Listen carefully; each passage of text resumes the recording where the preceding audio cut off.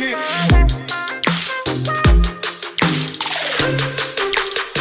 Everyone, welcome to funds wasting. तो आज हम सीखेंगे एक बहुत ही इंपॉर्टेंट टॉपिक के बारे में, म्यूचुअल फंड की टर्म्स को कैसे पढ़ना। हम सब ने एक ना एक बार म्यूचुअल फंड्स को तो खोल के देखा ही होगा और ऐसे ही किसी वेबसाइट पे उसे एनालाइज करने की कोशिश भी करी होगी। बट क्या आपने कभी सोचा है कि ये जो सारे टर्म्स हैं जैसे कि expense ratio, AUM, exit load, इन सब का मतलब क्या है और इससे हम क्या पता लगा सकते हैं? आज हम बिल्कुल वही सीखने वाले हैं। जो मैंने ऐप ली है उसका नाम है ईटी मनी। आप बहुत सारे प्लेटफॉर्म्स पे जाके एनालाइज कर सकते हो और पढ़ सकते हो। सारे के सारे एक ही जैसी चीज देते हैं, मोर और लेस, ज्यादा फर्क नहीं होता। तो आज जो हम फंड एनालाइज करने वाले हैं उसका नाम है एक्सिस ब्लू चिप फंड। ये इक्विटी कैटेगरी में लाई करता है और जो कि लार्ज कैप में है। तो म्यूचुअल फंड्स तीन कैटेगरी के होते हैं, मेनली इक्विटी, हाइब्रिड और डेट।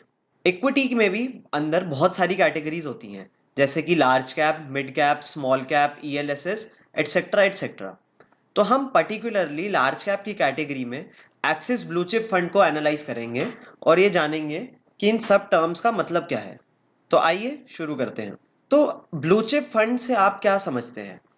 बेसिकली ब्लू चिप एक ऐसी कंपनी होती है जो कि इंडिया की बेस्ट कंपनीज में इन्वेस्ट करती है। ब्लू चिप यानी the best of the best, यानी कि निफ्टी 50 या सेंसेक्स 30। वो जो कंपनीज है वो हमारी इंडिया का एक बेंचमार्क है जो कि रिप्रेजेंट करती है कि हमारी कंट्री कैसा परफॉर्म कर रही है। सिमिलरली ये फंड भी उन्हीं कंपनीज में इन्वेस्ट करके अपने म्यूचुअल फंड होल्डर्स को रिटर्न्स देता है। सो सबसे पहली चीज, हर एक फंड में दो ऑप्शन होते हैं, एक रेगुलर प्लान और डायरेक्ट प्लान। अब इनमें डिफरेंस क्या है? सबसे इंपॉर्टेंट डिफरेंस होता है एक्सपेंस रेशियो का। आप देखिए, डायरेक्ट प्लान में इस फंड का एक्सपेंस रेशियो है 0.46% और रेगुलर प्लान में इस फंड का एक्सपेंस रेशियो है 1.98%। अब आप ये सोच रहे होंगे कि एक्सपेंस रेशियो होता क्या है। तो एक्सपेंस रेशियो बेसिकली एक ये चीज है कि आप कंपनी को फंड, म्यूचुअल फंड बना के उसको मैनेज करने का एक्सपेंस इनकर कर रहे हो। ये एक्सपेंस रेशियो हर बार एनएवी से कट होकर मिलता है। यानी कि आपने अगर आज इन्वेस्ट किया 10 की एनएवी पे और आपको रिटर्न मिला 11 की एनएवी का, तो उसमें से कंपनी अपना 1 से 2% काट लेगी और वो आपको नेट नेट वापस रिटर्न मिलेगा। तो अब आप सोच रहे होंगे कि ये रेगुलर में एक्सपेंस रेशियो ज्यादा क्यों है और डायरेक्ट में एक्सपेंस रेशियो इतना कम क्यों है। यहीं पर डिफरेंस आ जाता है एक एडवाइजर और खुद से इन्वेस्ट करने का। अगर आप किसी के थ्रू इन्वेस्ट करते हो तो वो आपको रेगुलर प्लान में इन्वेस्ट करवाता है, तो बीच का जो कट होता है वो उसकी पॉकेट में जाता है। और अगर आप डायरेक्टली एक एसेट मैनेजमेंट कंपनी के साथ इन्वेस्ट कर रहे हो तो इसका मतलब आप डायरेक्ट कंपनी को अपना पैसा दे रहे हो, आप किसी को बीच में हायर नहीं कर रहे आपका पैसे मैनेज करने के लिए। तो ये मेन डिफरेंस होता है डायरेक्ट और रेगुलर प्लान्स में। इसके बाद समझते हैं एग्जिट लोड को।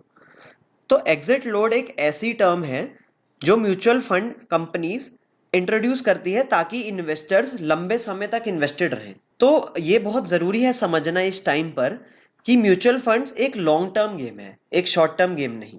हम जितने लंबे समय तक इन्वेस्ट करेंगे हमारा उतना ही फायदा होगा, क्योंकि यहां पर एक कॉन्सेप्ट आ जाता है कंपाउंडिंग का। तो कंपाउंडिंग एक ऐसी चीज है कि जैसे अगर आज आपने 10,000 रुपए इन्वेस्ट करे, एक साल बाद वो 11,000 रुपए हो गए, तो जब वो सेकेंड ईयर में एंटर करेंगे तो आपको 11,000 प्लस उस साल का रिटर्न्स मिलेगा। तो इसको कहते हैं कंपाउंडिंग।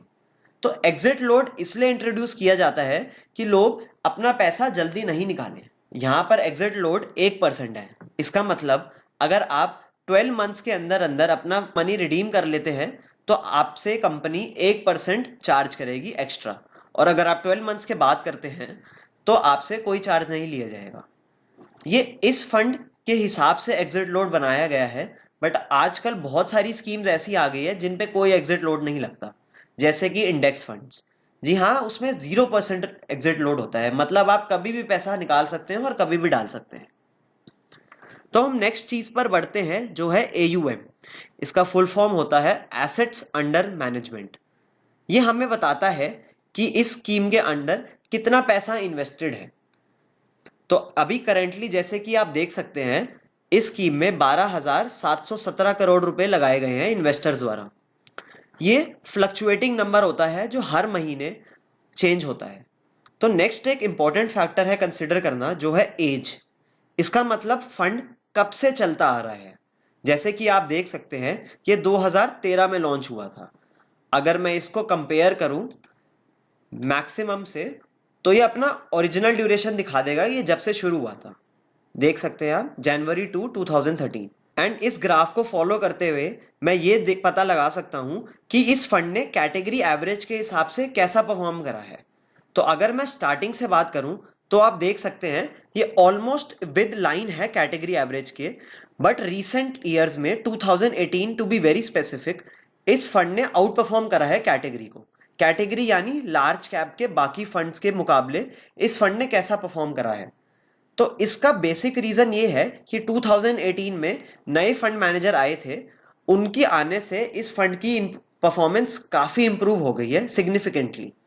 तो यहां से आप देख सकते हैं ट्रेंड कि ये आउट परफॉर्म करे जा रहा है कंसिस्टेंटली कैटेगरी को। आप इसके थ्रू और भी फंड्स को एनालाइज कर सकते हैं ताकि आपको ये पता चले कि वो फंड बाकी फंड्स के कंपैरेटिवली कैसा परफॉर्म कर रहा है। तो नेक्स्ट जो कॉन्सेप्ट होता है उसको कहते हैं बेंचमार्क।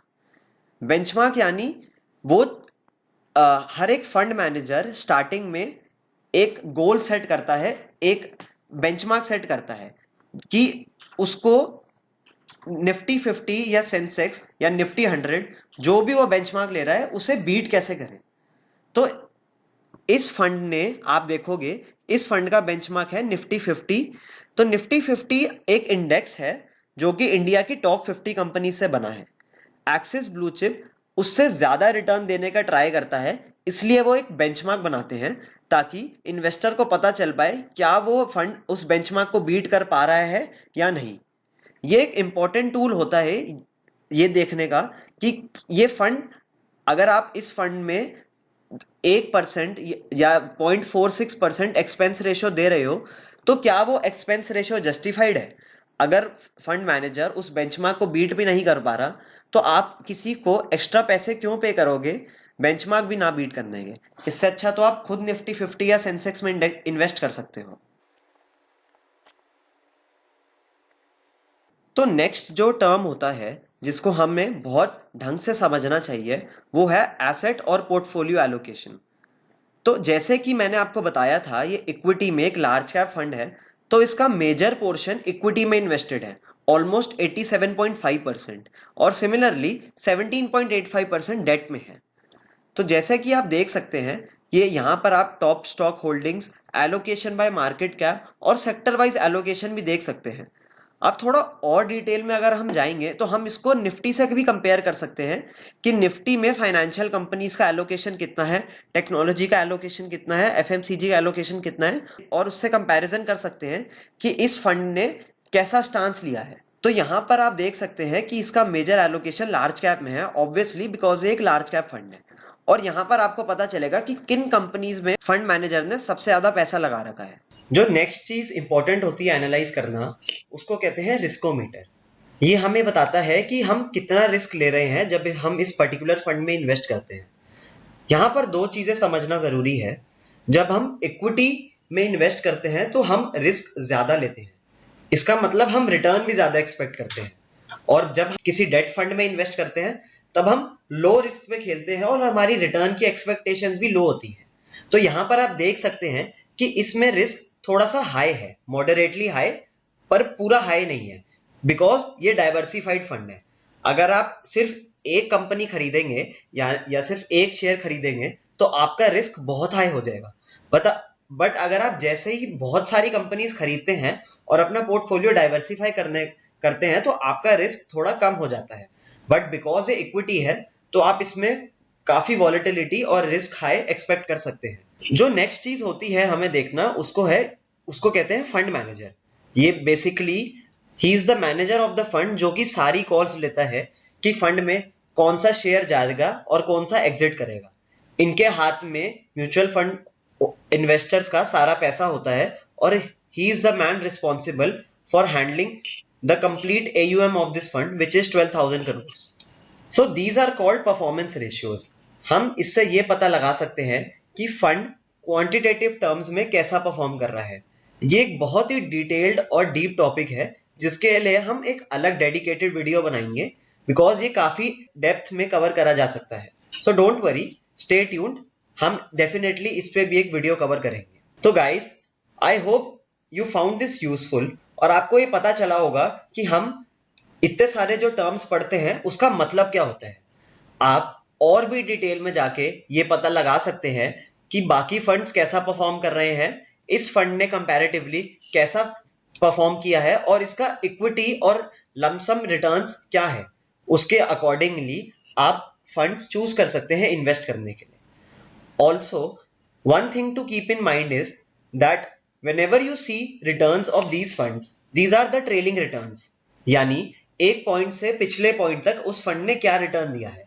सिर्फ एक पैरामीटर के ऊपर फंड को जज करना और उस पर पैसे इन्वेस्ट करना एक बहुत ही गलत चीज है, और एक इन्वेस्टर को कभी भी इस पैरामीटर पे इन्वेस्ट नहीं करना चाहिए। ये बहुत इंपॉर्टेंट होता है कि आप फंड को ओवरऑल स्टडी करें, हर एक चीज समझें और उसके बाद ही इन्वेस्ट करें। सिर्फ रिटर्न्स देखकर कभी भी इन्वेस्ट नहीं करना चाहिए, बिकॉज हो सकता है कि उस पीरियड के लिए वो फंड सबसे अच्छा परफॉर्म कर रहा हो, बट कुछ टाइम बाद वो फंड अपने नॉर्मल पोजीशन पे आ जाए और कैटेगरी लीडर्स वापस अपनी जगह ले ले। तो कभी भी ट्रेलिंग रिटर्न्स के बेसिस पे आप इन्वेस्ट मत करें, और ये गलती ना करें।